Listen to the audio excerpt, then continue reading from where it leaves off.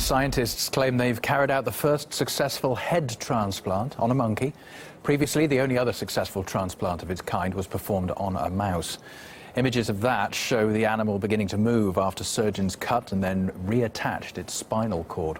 Well, following the operation on the monkey, the first human head transplant is now being scheduled for the end of next year. The revolutionary operation requires both the head and the body to be cooled to under -15 degrees Celsius. Then the blood vessels and the spinal cord are cut and clamped. After that, the head is attached to the donor body using special bioglue. The next stage, a coma is induced for almost a month before the patient then begins a year-long rehabilitation process. The sophisticated operation, though, is proving divisive among doctors. How can you imagine such an operation? I personally think that Canavero is a criminal. There is no scientific background for this. As far as I can tell, that operation has mostly been about publicity rather than the production of good science. I would not wish this on anyone. I would not allow anyone to do it to me, as there are a lot of things worse than death. Despite the criticism, Italian surgeon Sergio Canavero wants to be the first to carry out the groundbreaking procedure on a human. China wants to do it because they want to win the Nobel Prize.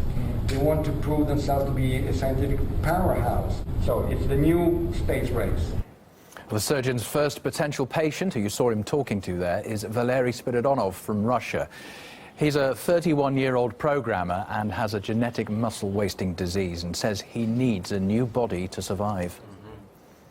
The operation is expected to take 72 hours and requires around 150 surgeons and nurses at an estimated cost of $16 million. Valery says he's willing despite the obvious risks.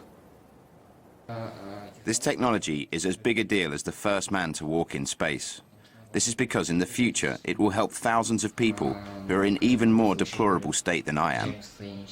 Dr. Canavero is optimistic as well that he'll be able to save Valery's life with the pioneering surgery. We proved that the real obstacle to the first human head transplant, that is the reconnection of a cervical spinal cord, was not an obstacle at all. And that means that for many with a spinal cord injury condition, there will be a spin-off from this technology in order to cure them. The brain will survive. It has already survived in clinical situations, but we need the money. So today I'm just making an appeal to billionaires around the world. Still ahead in the program, Truth and Power, a series on surveillance and profiteering in the digital age. We meet the man behind the program.